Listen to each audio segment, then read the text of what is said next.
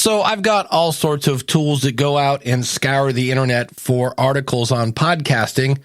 And an article came up that was titled A Reflection on 5 Years of Podcasting. And the author was Leslie Thompson. And I was like, hey, I know her. And there's a lot of great lessons in that article. So I brought her on today so we could learn together. And the one lesson is doing a podcast is not a waste of time. Hit it, ladies. The School of Podcasting with Dave Jackson. Podcasting since 2005. I am your award-winning Hall of Fame podcast coach, Dave Jackson, thanking you so much for tuning in. If you're new to the show, this is where we talk about planning, launching, growing, and then if you want to, monetizing your podcast. Today, we're talking with Leslie Thompson about when you start a podcast, what happens if it doesn't work? Did you waste all your time? And it's a really interesting conversation. And so with that, everything we mentioned today, because she's, here, let's do a spoiler alert. She's starting a new podcast. It's called Niche to Meet You. Hope you guessed my name. Yeah. That's actually not it's just Niche to Meet You. Sorry. Just random Mick Jagger explosion there. And I'll have links to everything we talk about out at schoolofpodcasting.com/909. Here is Leslie's story. One of the questions you have to ask when you're starting a podcast is, why are you doing this podcast? And look, we all would not turn down money. We like monetization. But one of the things about Leslie, she is a very creative person. So this was her why. It was less about the show itself, which is probably step one of something to reflect on, but more about the craft of it. To be honest with you, I love the creation process of the podcast because it involves so many things. It involves the recorded medium, so my voice, other people's voices. It involves cutting that up and putting it in different places. It involves finding the right music to underscore. It involves a lot of things that through the course of my life leading up to the podcast, my first podcast, I was either being educated on or I was doing for fun. It brings a lot of things together in one medium. And I wanted to get into podcasting. I really wanted to find a way to monetize that work somehow, get paid for it. I had just gone freelance and I wanted to get into podcasting, but I needed to learn how to do it and all of the sorts of nuts and bolts. And so the show itself, the creative for the show, just kind of arose out of what was around me and what I was, struggling with at the time, what I really wanted to find answers for, the stories I was trying to seek out to start building a concept of how I wanted to exist in the world in my new freelance reality. And so it kind of arose out of all of those things. I see it as an art form. And that's what compelled me to do it, was just this itch that I couldn't stop thinking about.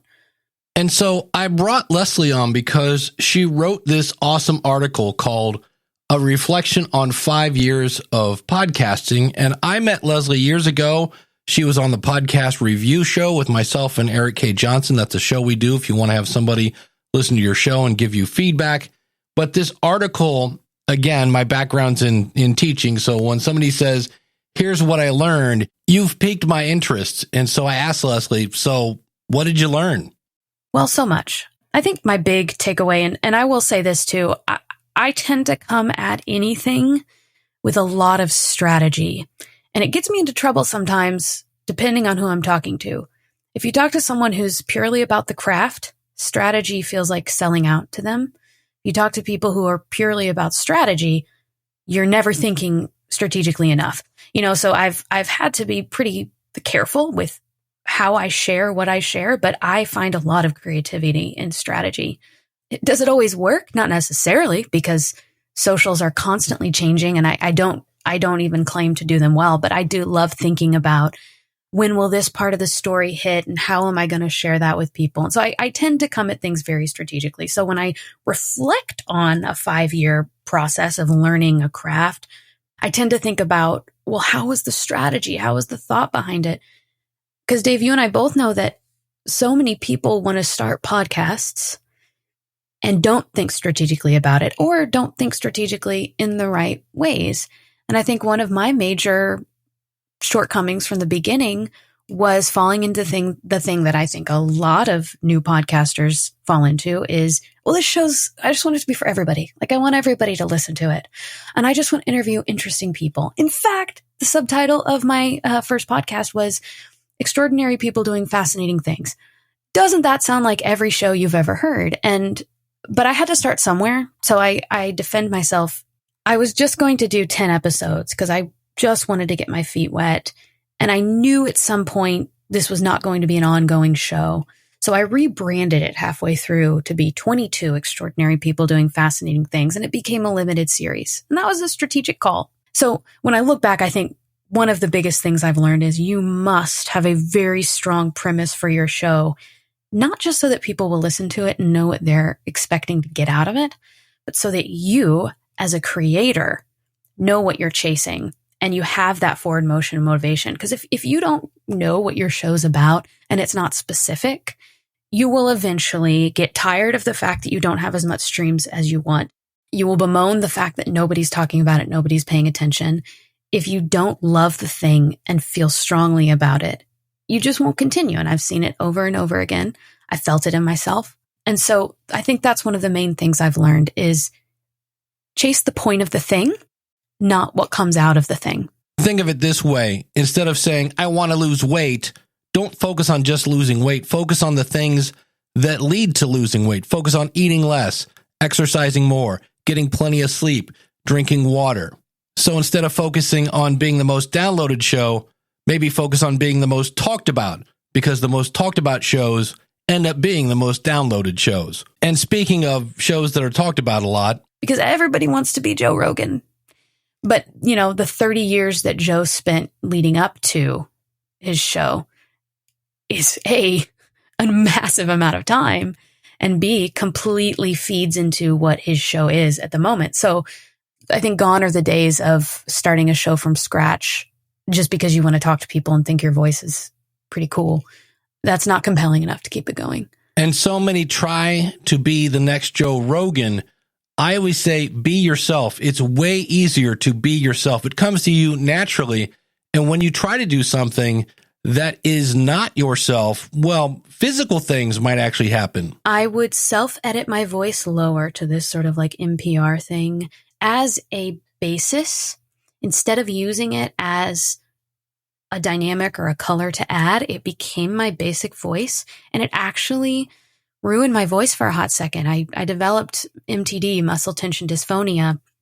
I was putting so much pressure on that apparatus on my larynx that all the muscles around it just got contracted. And if you think of that apparatus as like a donut, mine was scrunched because of how much the muscles had worn and were inflamed.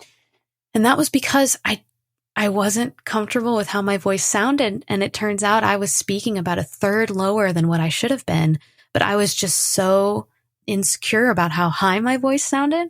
But once I learned I was actually hurting myself, I adjusted and I decided that I have to learn to accept it and love it. And if you're having a hard time accepting your voice, remember this. Kristen Chenoweth is probably one of the most well-known Broadway singers of all time. And she has this voice that you either love it or hate it, but it's her. She doesn't apologize for it. And that was a turning point for me where I went, I have to embrace this.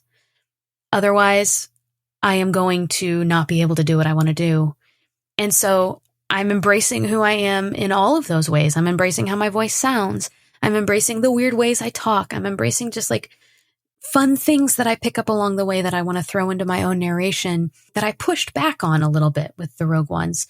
One of the things I thought was cool was during those 5 years, Leslie was experimenting to find out what's working. We talk a lot about cross promotion with other podcasts. Leslie was cross promoting on her own podcast. I would go back and redo the masters to like plug in a mid-roll to say, hey, if you're loving this part of our conversation, you will love this episode with this person. Because I'd look at the stats, and I had one guest who was, at the time, Armchair Expert, Dax Shepard's Armchair Expert had just launched. And he has Monica Padman, who's the co-host, but at the time she was just like a fact checker producer. And it had just launched. So I reached out to her to come on my show, and she did. So people were Googling her as that show's ramping up, finding my episode. So I would see in the stats that that was always going to be far and away the most, but I was not seeing anyone that was listening to a whole bunch of them. I went into Monica's first and I said, okay, what's the interesting thing about this 10 minutes? What's the interesting thing about this 10 minutes? And then started adding mid-roll ads to say, if you like this, find that. And I started to see a little bit more of people listening to other episodes when they start with Monica. And remember, Leslie started with this tagline, extraordinary people doing fascinating things. And after some tweaking and some feedback, she started to really find what was working. So it was people who were doing really unconventional things. And so I eventually did find the thing that I would hear people, and I know what these people's lives looked like. And they would come to me and they'd say, I love when Andy and Charlie were talking about how they were able to use their physical location and what they loved in one thing. And it started me thinking, how could I do that one day? So I started to learn the people that I was attracting, and I started to cater to them in real time, but I didn't begin that way. And she realized she had a little bit of a branding problem. I called the show The Rogue Ones, which is fine, except there was just a Star Wars movie called Rogue One, and people got confused, and it was confusing. The branding, I couldn't get past it. It was hung up from the beginning, and the name and all the things, and I was basically playing off of Star Wars movie, which I don't know, it just felt very impossible to get over. So that's a little bit why I made it the limited series. And you heard that right. Your show doesn't have to go on for 18 years if you don't want it to. But there was a paragraph in this article, and again, I'll have a link to that out at schoolofpodcasting.com/909. And she says, but there was a sadness in those tears talking about shutting down her show. Because while I knew it was good, it wasn't enough. It would only go as far as my arms could reach. It wouldn't be heard by many people. It wasn't enough for my time to be compensated. I wasn't getting more podcast work. I wasn't making better things. I pitched the show for a couple of radio stations, but got no bites. I had nothing to show but this gorgeous and delightfully functional website with hours of finely crafted audio vignettes. It was hard to look at. How did this thing that was so good result in nothing? And she goes on later, she says, and it was rejected. And that means I was rejected. All of it was wasted. And then she said a couple of months ago, 5 years after looking at it for the last time, I revisited the podcast site. It's still there, just as it was when I left in 2019. And she now realizes it wasn't all a waste. When I wrapped it up, I spent a few years taking those skills and working for other people. And in all different podcast capacities, from creating the graphics and branding to just being the one to distribute the thing once it got done, to editing the thing, to hosting the thing. I mean, lots of different roles. The word producer covers a wide spectrum. And so I did a lot of different production in different ways. So when I go back to revisit it, I mean, the amount of time that I spent on it is evident. The website, I think, I stand behind my website design. I built that kind of from the ground up. I mean, it's Squarespace, but I did a lot of customizing. I went all out. I did all the right things. I did all the redirects. I did the links at the bottom to listen to other episodes that were like it. And that was all manual, by the way. No like tags were being automated on that. It was just me going, this is a lot like this. So let me put that there. I did it all right. And it's beautiful. And I can recognize that now. And there are so many people who have been thinking about launching a podcast for years, and Leslie actually did it, and that should never be underestimated. There's a deep theology in how we look at our art as being beautiful just because it is. That's a lot of reckoning with oneself to go, I have a lot of insecurities, and I am often afraid of what people will think of my art, but I completed it. And I did it. I'm so proud of it. And it wasn't wasted. I use so much of what I learned during that show daily, all the time. And one of those skills is editing. There's a trial and error period of listening to yourself, listening back to interviews, cringing. I've heard my voice for long enough now, Dave, where I don't cringe at my voice anymore. And it was even before podcasting, to be honest with you, because of my background in music. I've been listening to my voice in videos for years and years and years. So I didn't have that hump to get over, but a lot of people have that first hump where they're just like cringing at their voice. My cringing was just like the verbal confirmations, the and the yeah, and the whatever. And even still, I'm editing a lot of those things out when I listen back through tape. But at the beginning, ooh, buddy. And this is where, if you can enjoy the process, the creation process, you last much longer as a podcaster. There's a lot to learn there. It is such a wide spectrum of how you can go about editing, but a lot of that is self-editing. And when you listen through to hear yourself talk and, narration, recording your intros, you start to learn what your voice is, what your rhythm is, how you like your pacing and how you like your inflection, all of that. There are so many things that you can learn from doing things wrong. And that is the phrase that pays. Go to schoolofpodcasting.com/908. That was last week's episode. We learn by doing things wrong. And learn how to do them more effectively and the way that you like to do it. And I find a lot of excitement in that. For that reason alone, it wasn't wasted. In just a second, Leslie's going to share a really cool Because of My Podcast story. Yeah. And of course, one of the biggest benefits of podcasting is you get to build your network. If you say you have a podcast, people might listen a little more to talk to you. And there were a few people that I just wanted to talk to, dadgummit. I wanted to talk to Lance Mackey, who is this legendary dog sled musher that I'd been following for years. Turns out he was like the easiest guest to book. I also wanted to have fun with it. And for me, having fun was talking to people who have given me a lot, whether they knew it or not.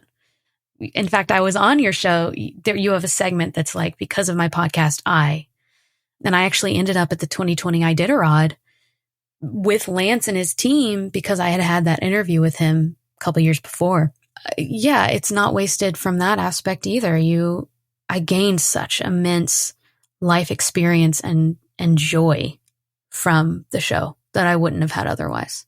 And of course, those skills that she acquired led to things like this.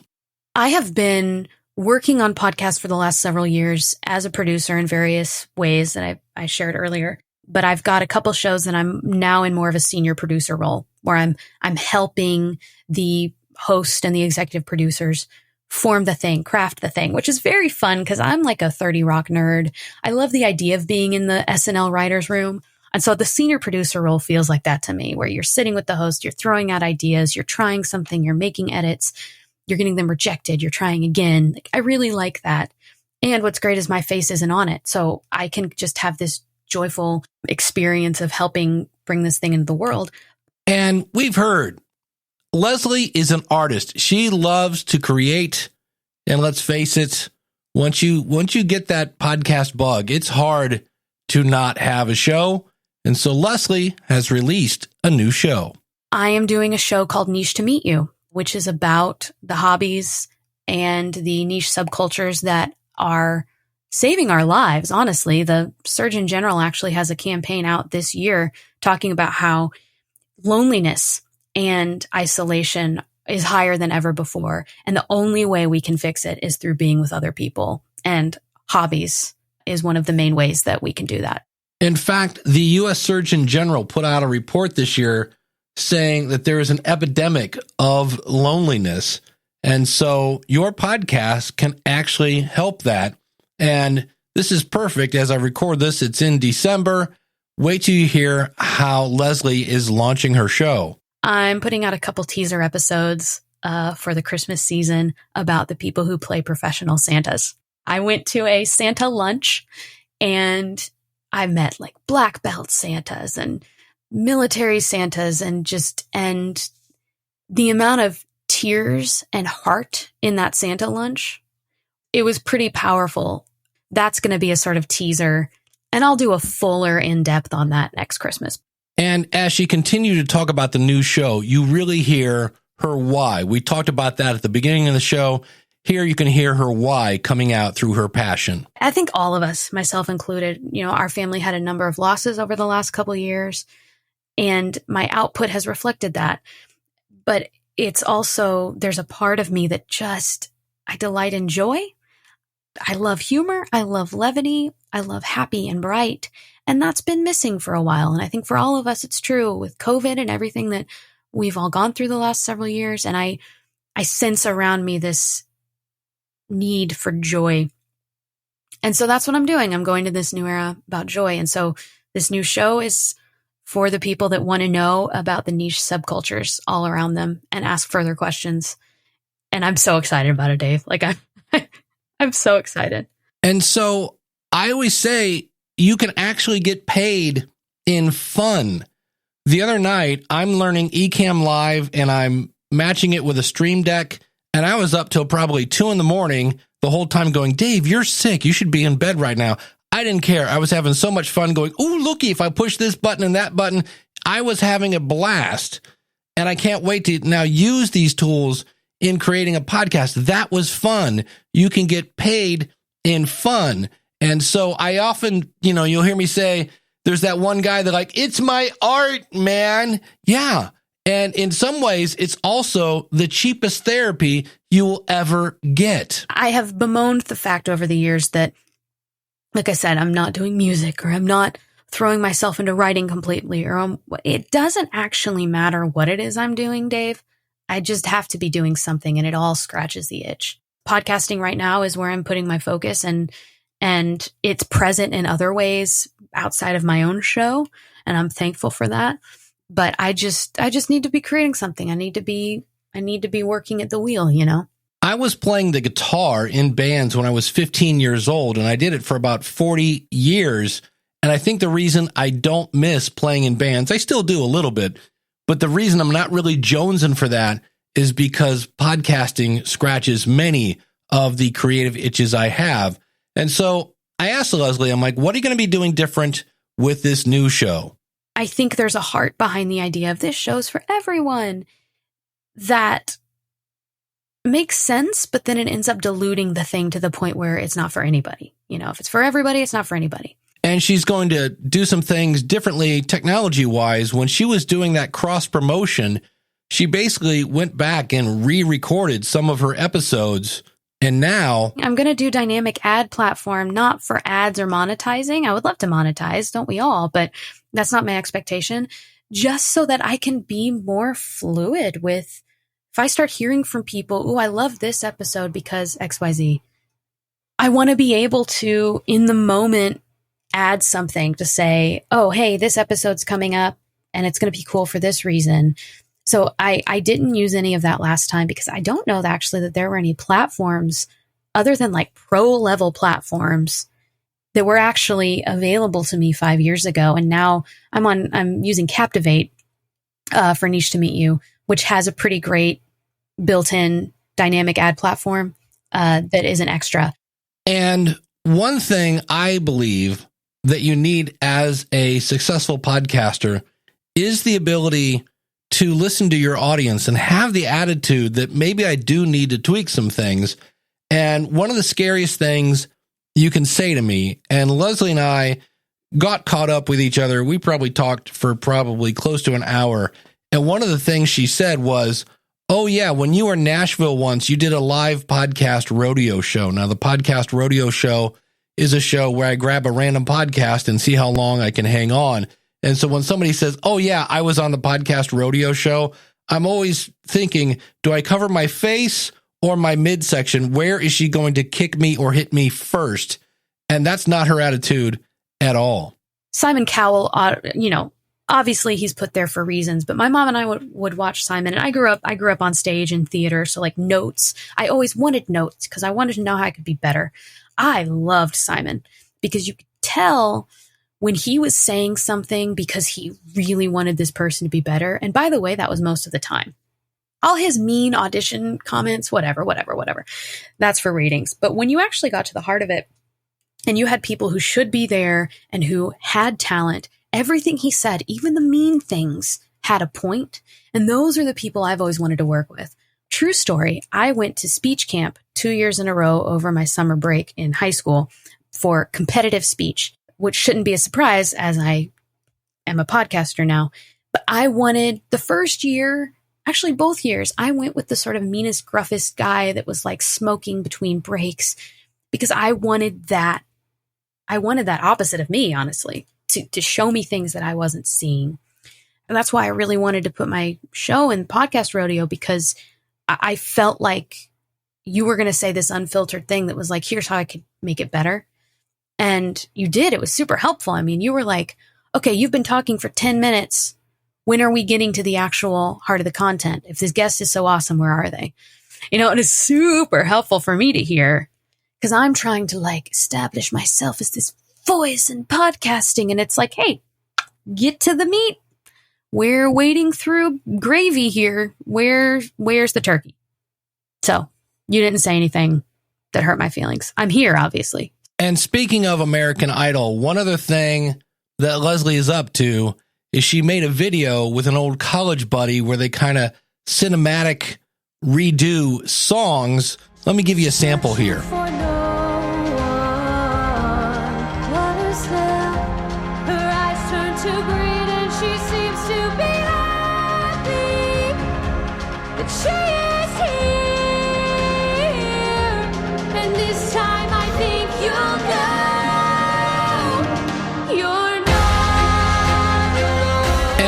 What's so amazing is Leslie's like, I don't know, 4'7". Okay, she's not that short, but she's a little thing, and this giant voice comes out. And so that's with her buddy Slick Times. That's DJ Slick Times. And I'll put a link to that video. And that's the whole thing. We always think, if I just had this piece of equipment, if I just had that, I would do it, but I don't have blank. Listen to how they made this video. You know, the song's hook is "You're Not Alone. There's more to this, I know."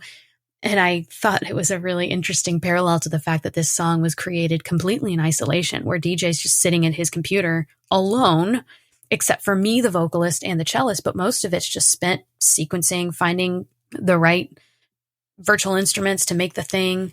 Had a great time. I edited the video. We had somebody colorize it, so it just kind of made it better. But we did it all with iPhone cinematic mode, which looks beautiful, by the way. And it was a blast. And again, it sounds weird. You can get paid in fun. And I realize that they don't take fun as currency at the grocery store, but there are many times in my life when I would have loved a little more fun. So if you go out to schoolofpodcasting.com/909, I will have a link to the article. I'll have a link to her old podcast, The Road Ones. I'll have a link to her new podcast, niche2meetyou.show. Is her website. I'll have a link to that awesome video. You got to hear this girl sing. It's amazing. She's an amazing person. That's really all there is to it. And so, Leslie, thank you so much for coming on the show. Thank you, Dave. I love following you and all you're up to, and grateful to be here and happy to talk to anybody, you know, who might be trying to slog through this art form.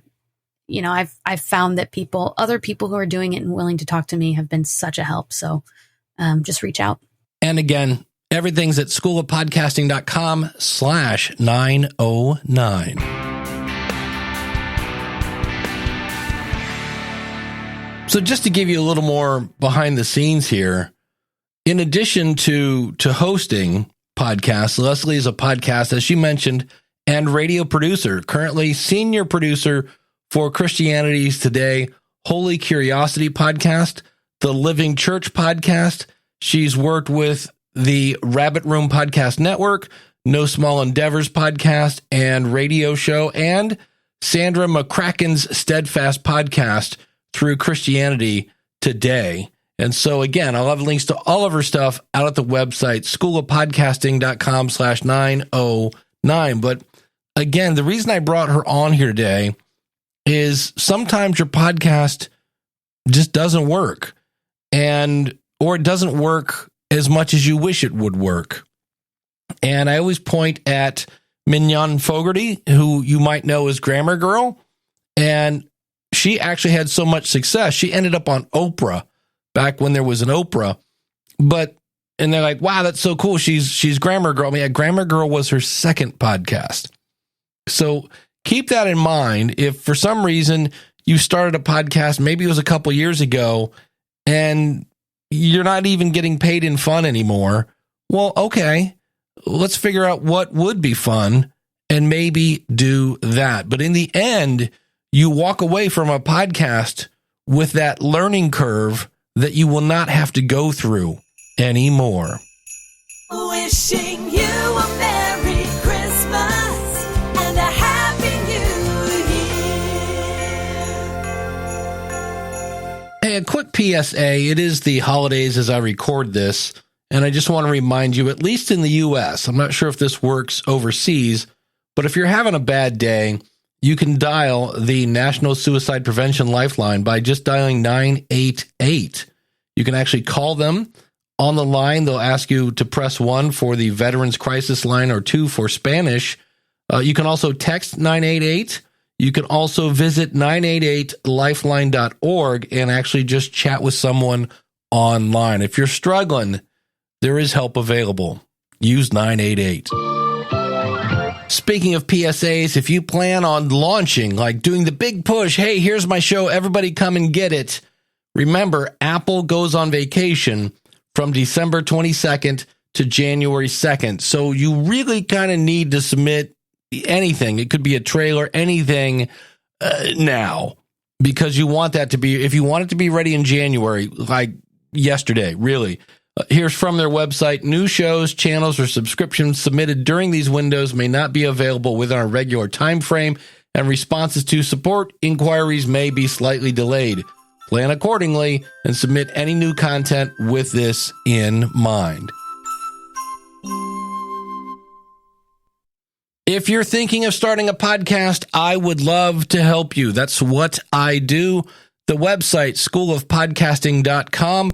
While you're out there, you can sign up for the newsletter. You can check out what gear I'm using. And of course, you can sign up for the School of Podcasting worry-free with a 30-day money-back guarantee. And that'll get you access to the courses, the phenomenal podcasting community, and unlimited one-on-one consulting with me. Use the coupon code LISTENER when you visit schoolofpodcasting.com. The School of Podcasting podcast is hosted by Dave Jackson.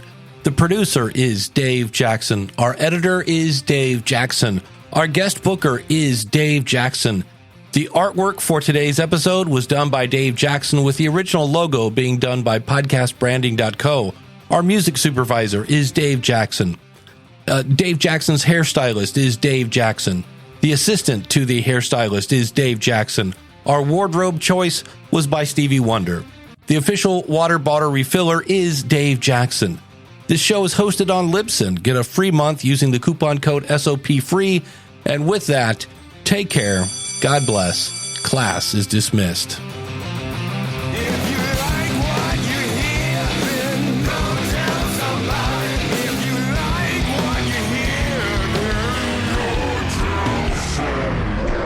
Her show was called The Rogues One. That does not sound right. Great show prep. It is The Rogue Ones. Well, welcome to the blooper reel.